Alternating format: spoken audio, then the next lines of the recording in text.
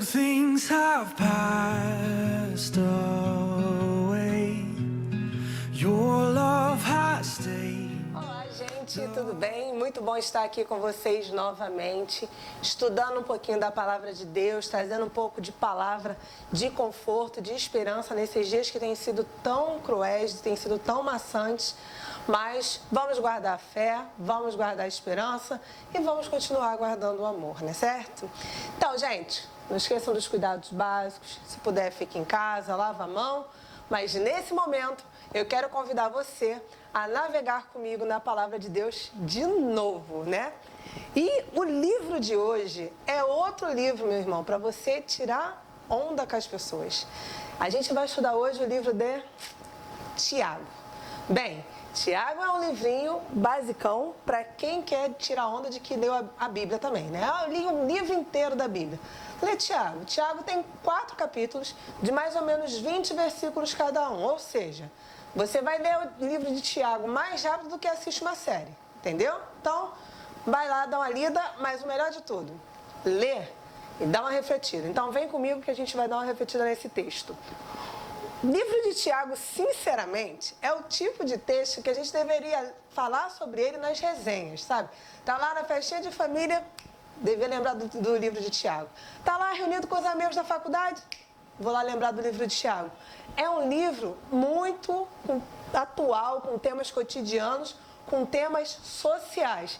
E que eu vou te falar, meu irmão, lembra que eu falei que Deus era o autor, criador da palavra de Deus e que tudo estava ligado, inclusive a linha do tempo está ligado. O texto de Tiago parece que foi escrito para 2020. Então vamos acompanhar comigo. A gente começa lá no capítulo 1, ele desejando o quê? Saúde. Tá lá, ó, versículo 1. Abre comigo lá. Tiago, servo de Deus e do Senhor Jesus Cristo, as 12 tribos que andam dispersas. Saúde. Meus irmãos, como diria Tiago a vocês, saúde. Isso é o que a gente mais precisa. Nesse momento, saúde é essencial. Então, vamos começar por aí. A divisão do texto é só em capítulos, mas eu vou pegar a divisãozinha que o autor vai trazer com os tópicos. Então, o primeiro tópico que ele apresenta depois dessa saudação é acerca de provas e tentações. Lá no versículo 3 e 4, vai dizer o seguinte: tenham, porém, a paciência a sua perfeita... Tenham, porém, a paciência a sua obra perfeita, para que sejais perfeitos e completos, sem faltar em coisa alguma. E se algum de vós tem falta de sabedoria, peça a Deus que lhe dá deliberadamente e não lance em rosto, se lhe há dado. Vamos lá, meu irmão. Se tem uma coisa que você precisa é de sabedoria. Ser inteligente, ter conhecimento, não significa ser sábio. Ser sábio é você conseguir lidar com todas essas circunstâncias, com todo o pacotinho que você tem, beleza? Então ele vai seguir lá. Peça, porém, com fé, não duvidando. Porque o que duvida é semelhante à onda do mar, que é levada pelo vento e lançada de uma parte para a outra. Pensa comigo, meu irmão. Se você vai parar seu tempinho para orar, e a oração vem, você vai lá fazer a sua oração, né? Jesus vai nos orientar com a oração do Pai Nosso, que é básica. Você exalta o Senhor, você faz os seus agradecimentos e aí você vai fazer a súplica das suas necessidades. Se você faz a súplica das suas necessidades sem acreditar que aquilo vai ser ouvido por Deus e que Deus de alguma forma vai atender o seu pedido, não tem muita lógica a gente fazer oração, né?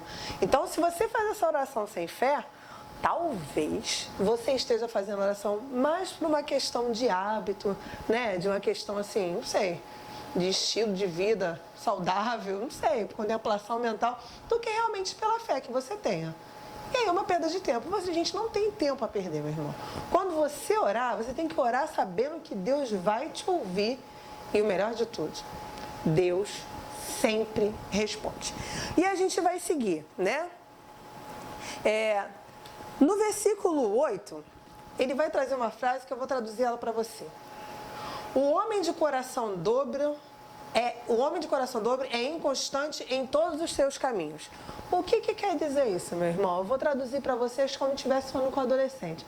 Quando o cara dá para dar mole, dá para vacilar, ele vai vacilar em qualquer área da vida dele, sabe? A pessoa que ela não se sustenta em alguma área da vida por relaxamento, ela não vai levar a sério nenhuma área da vida dela. Então a análise que a gente tem que fazer é, será que eu levo a minha vida a sério? Porque a gente volta lá na parte da oração. Se eu peço a Deus e não acredito, talvez eu não esteja levando a minha fé a sério. Se eu não estou levando a minha fé a sério, o que mais eu não estou levando a sério?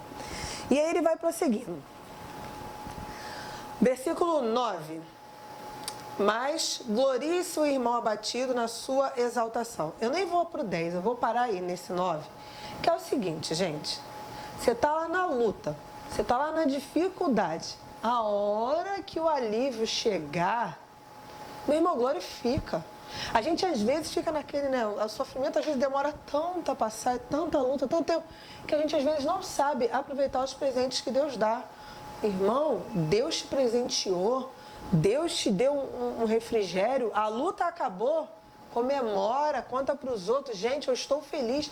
Não tenha vergonha de ser feliz. Porque às vezes o que acontece, a gente passa tanto tempo em sofrimento que parece meio surreal a gente ser feliz, né? E ele vai prosseguindo. E no decorrer do texto, ele vai falando sobre como a gente deve se comportar acerca das provas e tentações. E ele vai dizer uma coisa fantástica no versículo 13. Ninguém sendo tentado, diga, de Deus sou tentado, porque Deus não pode ser tentado pelo mal e a ninguém tenta. Meu irmão, deixa eu te falar um negócio. Já percebeu que às vezes o que é a sua tentação não é a tentação do outro? Na verdade, a tentação nada mais é do que aquela sua fraqueza não tratada. Às vezes você sabe que tem uma fraqueza, às vezes você sabe que tem uma coisa no seu coração que está mal cuidada, mas você, ao invés de investir no cuidado disso, você faz o quê? Você esconde. E é nessa hora que você esconde que está o problema. Porque aí você aumenta as possibilidades daquilo ser sentado para ser tratado. Porque enquanto você é tratado, a palavra de Deus vai dizer o seguinte, que enquanto você é tentado, você está ali passando pela prova, enquanto você é aprovado, você está começando a trabalhar a sua fé, a sua paciência.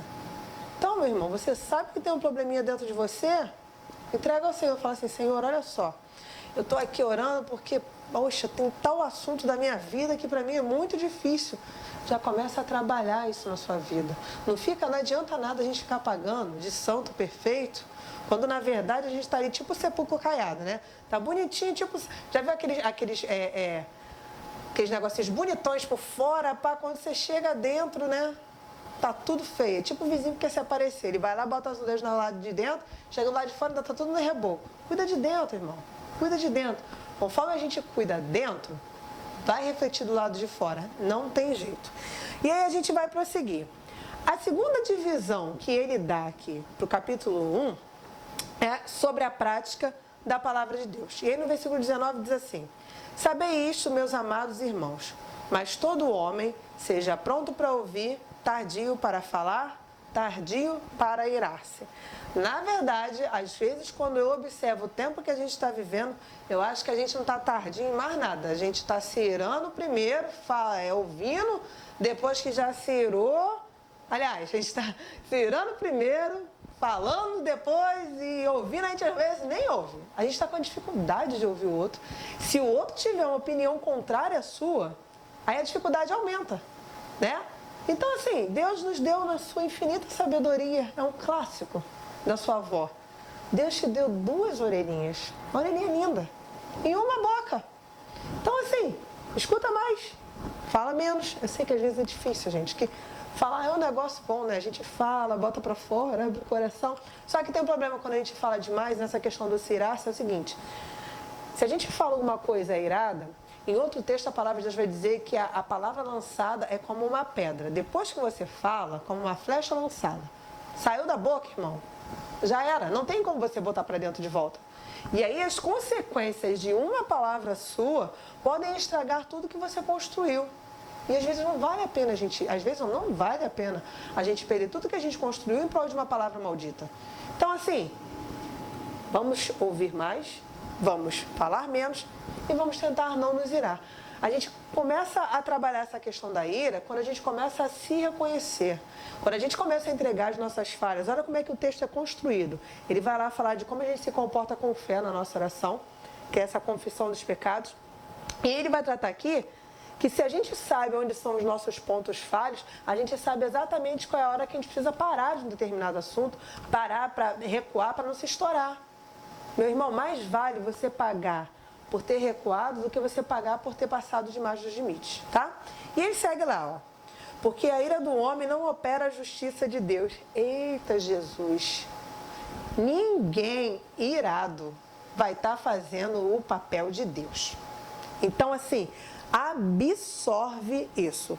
A gente vai seguindo para o versículo 22 que diz: E sede cumpridores da palavra e não somente ouvindo, enganando-vos com falsos discursos. Querido, vou até abaixar aqui a Bíblia para usar as duas mãos que eu falo com a mão. Temos vivido um tempo que as pessoas não estão se alimentando da palavra. As pessoas começaram a se alimentar do que sai da boca do outro. E quando a gente se alimenta do que sai da boca do outro, a gente perde a oportunidade de ter uma alimentação saudável no mundo espiritual. Meu irmão, absorve esta palavra. E mais do que saber o que está escrito, é você cumprir a orientação que a palavra está te dando. Mas às vezes, cumprir o que a palavra está te dizendo custa um preço alto, sabe? Custa o preço da sua renúncia, custa o preço de abrir mão da sua soberba. E aí o que a gente faz? A gente começa a se alimentar dos discursos que fazem aquele carinho no nosso coração, sabe? Às vezes a palavra de Deus vai dizer que algo que você faz é pecado errado, você diz assim, mas o outro disse que não. E aí a gente se prende àquilo. No fundo, você sabe que não é assim. Você sabe que é pecado. Mas você prefere se esconder ali naquelas palavrinhas doces. Meu irmão, não existe nada melhor do que a gente se encontrar diante de Deus de uma forma pura e sublime. Significa que você vai estar ali sem pecado nenhum? Não, significa que se caso você pecar, você vai ter coragem de buscar o Senhor. E ele vai seguindo mais à frente. Eu estou escalonando os versículos por tema, tá? Quando você for ler, você vai entender os bloquinhos que ele acontece. Aí eu vou continuar na leitura da palavra. Se liga aqui, meu irmão. Versículo 27. Se a religião pura e imaculada para com Deus, o Pai, é esta: visitar os órfãos e as viúvas nas suas tribulações e guardar-se da corrupção do mundo. Aí eu não vou me contentar com esse versículo 27, então eu vou subir um pouquinho para o 26. O 26 diz assim: Se alguém entre vós cuida de ser religioso e não refreia a sua língua, antes engana seu coração. A religião desse é vã. E aí que ele vai dizer que a religião pura e imaculada para com Deus Pai é esta: visitar os órfãos e as viúvas nas suas tribulações e guardar-se da corrupção desse mundo. Nunca, não me lembro na história, o que eu vivo, né, na minha idade, a gente viveu um tempo com tantas oportunidades de ser igreja na vida das pessoas. Talvez você não tenha muito dinheiro para poder sustentar alguém de uma forma mais forte, mas eu tenho certeza que existe alguma forma que você pode ajudar alguém. E é nesse momento que a gente percebe que talvez seu coração não esteja em Deus. Se você não consegue, no meio dessa loucura que a gente está vivendo, encontrar uma forma de ajudar quem está precisando, você está fazendo alguma coisa de errado no seu caminho espiritual. Se você não consegue, nesse momento que a gente está vivendo, entender que a corrupção não começa lá nos poderosos, mas começa quando a gente frauda um dado aqui, ou quando a gente pega alguma coisa de um benefício que não deveria ter pego, meu irmão, se você não consegue compreender isso, significa que você está sendo apenas religioso. E ser religioso é como botar uma roupa. Depois que você tira essa roupa, você já não é mais quem é. Deus espera de nós uma vivência espiritual, não apenas uma religiosidade, tá? E esse é o tópico do capítulo 1. Passando para o capítulo 2, ele vai dar uma outra pegada, olha que maravilha. Condena-se a fazer, se fizer acepção de pessoas. O versículo do 1 ao 4, vou ler com vocês. Meus irmãos, não tenhais a fé de nosso Senhor Jesus Cristo, Senhor da glória em acepção de pessoas. Porque se no vosso ajuntamento entrar algum homem com anel de ouro no dedo, com vestes preciosas, e entrar também algum pobre com sórdidas vestimentas, e atentardes para o que traz as vestes preciosas, e disser-se: senta-se aqui no lugar de honra. E disseres ao pobre: tu, fica aí em pé, ou assenta-se abaixo do meu estrado. Porventura não fizeste distinção dentro de vós mesmos, e não vos fizeste juízes de maus pensamentos? Meu irmão, esse texto aqui, ele vem para mostrar a nossa hipocrisia. Porque assim, ele começa falando das ações, aí você fala assim: ah, mas eu não faço isso não, graças a Deus eu não faço, eu sou um irmão que não faz acepção de pessoas. Aí ele encerra o versículo 4 falando de pensamentos. Meu irmão, a sua atitude pode estar ali, ó, linda e sorridente, dentro do seu pensamento você está assim: meu Deus do céu, mas como é que ele é pobre, né? Ou como é outra coisa, de repente é um pensamento racista, um pensamento preconceituoso. No seu pensamento você já pecou. Meu irmão, o bacana da palavra de Deus é que não adianta a gente se parecer cristão. Se parecer cristão, não adianta. Você precisa ser. O cristão, ele é algo de dentro para fora. Se dentro de você não consegue entregar a sua vida e direcionamento para que Jesus guie seus passos através do Espírito Santo, meu irmão, não faz força para aparecer, porque não vai parecer. E aí ele vai lá prosseguindo. Eu vou seguir para o versículo 10. Acompanha comigo aí, tá? Porque aquele que disse: não cometerás adultério, disse também: não matarás. Se tu, pois, não cometerás adultério, mas matares, estás feito transgressor da lei. Assim falais e assim procedei como deve ser julgado pela lei da liberdade. Porque o juízo será sem misericórdia sobre aquele que não tem misericórdia. E a misericórdia triunfa sobre o juízo. Meu irmão, o negócio é o seguinte: a palavra de Deus está aqui. A gente vive a era da graça, mas existem os mandamentos. E o mandamento principal que Jesus nos deixa é: amarás o Senhor teu Deus de todo o seu coração, de toda a sua alma, de todo o seu entendimento, e ao próximo como a ti mesmo. Meu irmão, se nessa parte aqui do próximo como a ti mesmo, você não consegue fazer ao próximo algo de bom que você faria por você, já deu ruim, meu irmão. Já deu ruim, porque ou você cumpre a palavra por inteiro ou você não está cumprindo a palavra. Infelizmente, você tem que entender que a palavra de Deus é completa. E se existe alguma área na sua vida que você percebe que não está conseguindo cumprir aquele mandamento, você vai ter que voltar lá para o capítulo 1, que é quando a gente ora com fé e pede sabedoria ao Senhor Deus. Esse capítulo é maravilhoso, esse texto é maravilhoso. E a gente prossegue nele. O versículo 18, a gente já vai passar para a parte do seguinte: agora, meu irmão, agora o negócio vai ficar pesado. A fé sem obras para nada se aproveita. Versículo 18 diz o seguinte: mas dirá alguém: tu tens a fé e eu tenho as obras. Mostra-me a tua fé sem as obras e eu te mostrarei a minha fé pelas minhas obras. Meu irmão, a gente conhece a árvore pelo fruto, não é? E aí, o que adianta às vezes você ser uma árvore que parece ser bonitinha, mas não dá fruto nenhum? Porque o fazer, o dizer que tem fé, é fácil. Aí Deus já olhar e fala assim: ah, esse daqui disse que é meu filho, vou usar ele. Aí ele não usa, ele não consegue ajudar, ele não consegue se deslocar do lugar dele de apatia pelo outro. Meu irmão, se você não consegue ter empatia pelo seu irmão a ponto de agir, talvez exista algo errado. E a pior coisa que tem é alguém que não professa a sua fé dizer que faz mais do que você. Você vai fazer alguma coisa para mostrar que tem fé? Não, a matemática não é essa. A matemática é a seguinte: eu faço porque eu tenho fé. A gente volta no contexto de quando a gente é uma coisa, a gente não faz força para aparecer. Se você é uma coisa, você vai fazer aquilo porque é natural. Meu irmão, a gente fazer algo para o outro tem que ser algo que flui de maneira natural.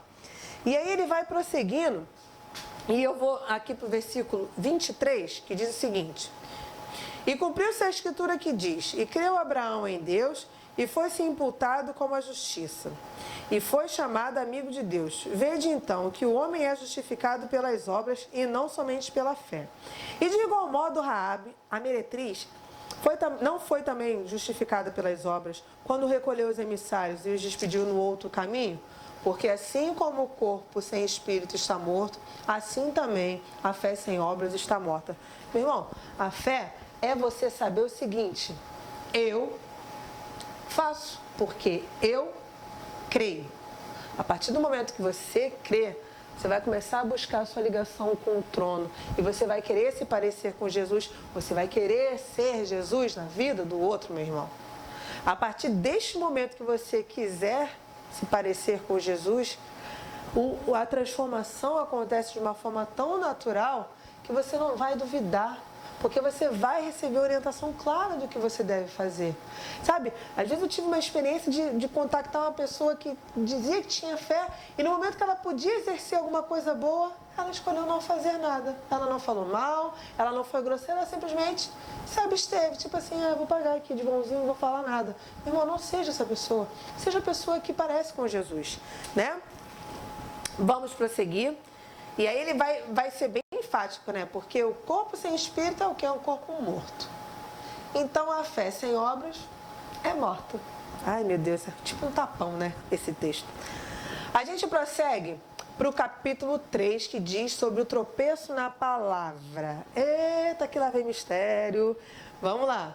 Capítulo 3, versículo 10 diz o seguinte: de uma mesma boca procede bênção e maldição.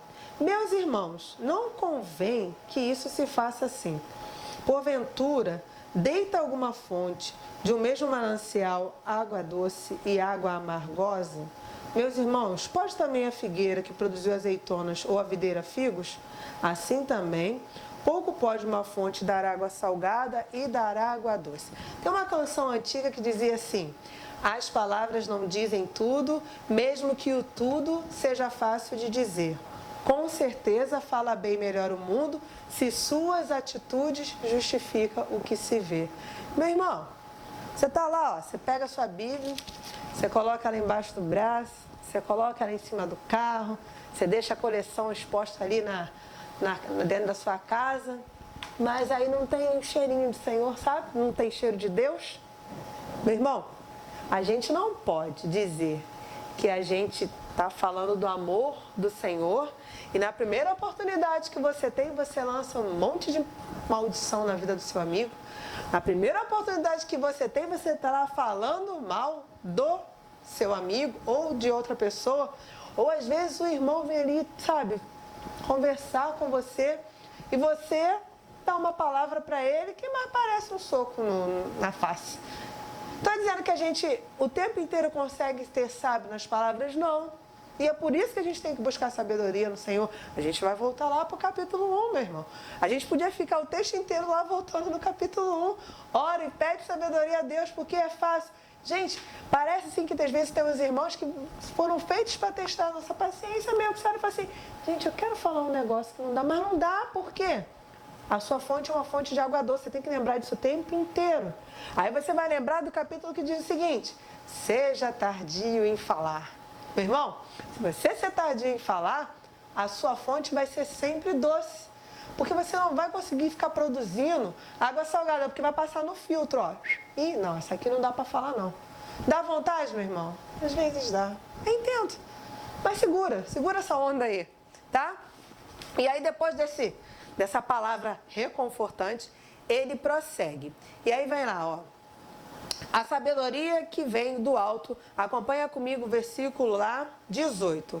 Ora, o fruto da justiça semeia-se na paz, para os que a paz exercita.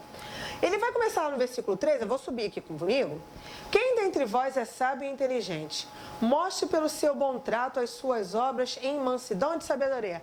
Essa daqui vai para aquele irmão que acha que sabe tudo. Gente, desculpa, mas não tem como a gente falar com o livro de Tiago sem a gente ficar dando essas, sabe? Essas coisinhas mais pesadas, mas é verdade. Gente, você acha que é sábio? Então, o teste para você saber se é sábio é se no auge do seu conhecimento, no auge da sua inteligência, você consegue tratar as pessoas com respeito. Meu irmão, você pode falar trocentas línguas, você pode ser formado em 15 faculdades, mas se você não consegue ser Jesus na vida de alguém, é uma perda de tempo tudo que você aprendeu. Então, é alguém inteligente que trate de ser sábio também. E isso é muito fácil. Se você começar, já que a gente se considera tão inteligente, começar a estudar a palavra de Deus com mais vontade e tentar cumprir o que está na palavra, você vai saber como é Jesus. E ao saber como é Jesus, você vai saber como ser sábio, como usar a sua inteligência, sabe? Em um tempo onde parece que todo mundo é meio formado em alguma coisa e aquele irmãozinho que às vezes não tem um pouco de estudo, ele às vezes fica até meio coagido, né? Tem um ditado popular que diz assim, não adianta a pessoa ter pós-doutorado se não consegue falar bom dia pro porteiro. E é verdade, gente. Sabe por quê? No final de tudo, nós somos todos iguais diante de Deus. E a palavra traz isso o tempo inteiro. E você tem que olhar sempre para o outro com um olhar de igual. E aí a gente volta lá. Não tem sabedoria? Pede. Deus sempre dá sabedoria, né? E a gente vai seguindo.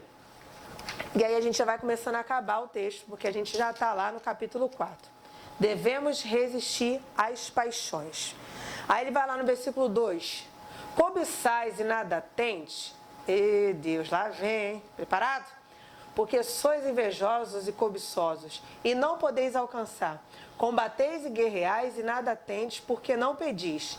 Pedis e não recebeis, porque pedis mal, para o gastardes com os vossos deleites. Adúlteros e adúlteras, não sabeis que vossa amizade com o mundo é inimizade contra Deus? Portanto, qualquer um que quiser ser amigo do mundo, constitui-se inimigo de Deus. Gente, a gente precisa saber aonde a gente está pisando. A gente precisa saber qual é o Deus que a gente serve. A partir do momento que você sabe das suas necessidades, você vai colocar diante de Deus, você vai saber que o que você pedir a Deus tem que abençoar a sua vida, abençoar a vida dos que estão na sua roda mais próxima, abençoar a vida dos que estão na sua roda média e abençoar a sua sociedade. Se aquilo que você tem pedido a Deus não tem atingido a sua sociedade, existe alguma coisa que está acontecendo de errado. Existe uma maneira que você precisa repensar as suas orações, tá? Porque o mais bacana das nossas orações é que apesar da gente falar ela com nossas palavras, o Senhor vê ela no nosso íntimo, no nosso espírito. E não adianta a gente ficar enganando Deus com um monte de palavras, que Ele conhece a intenção do nosso coração. E aí a gente já vai para a última partezinha, que é a falibilidade dos projetos humanos. Meu irmão, é assim, ó. Eis que agora vos dizeis, hoje ou amanhã iremos a tal cidade, lá passaremos anos e contaremos e ganharemos.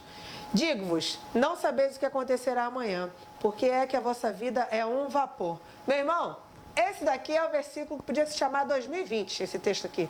A gente fez um monte de plano, mas a gente não sabia o que ia acontecer. E todos os nossos planos foram mudados. O importante é você saber que Deus sabe o que é melhor para nós. Deus sabe o que Ele tem planejado para a nossa vida. E Ele vai concluir dizendo que a condenação dos ricos e opressores e exortando a gente à paciência e acerca do juramento, da oração e da conversão dos pecadores. Nesse finalzinho, Ele vai convidar a gente a não termos mais a hipocrisia de acharmos que nós somos maiores que Deus. Aí a gente volta lá no capítulo 1. Vamos orar e pedir sabedoria a Deus. Porque o justo ele vai viver pela fé. E é essa a mensagem que eu quero deixar para você hoje. Minha oração no dia de hoje é que você tenha um coração que todos os dias pede para ser sábio. Que você tenha um coração ensinável diante de Deus. E que a gente, nesse período de prova que a gente está passando, a gente consiga crescer espiritualmente e realmente sairmos desse momento melhores do que quando começamos, porque vamos sair desse momento nos parecendo mais com Jesus. Muito obrigado por você me acompanhar até aqui. Desejo a todos a paz do Senhor e, como disse nosso livro de hoje, desejando saúde. Fica com Deus, meus irmãos. Tchau, tchau. Jesus, we love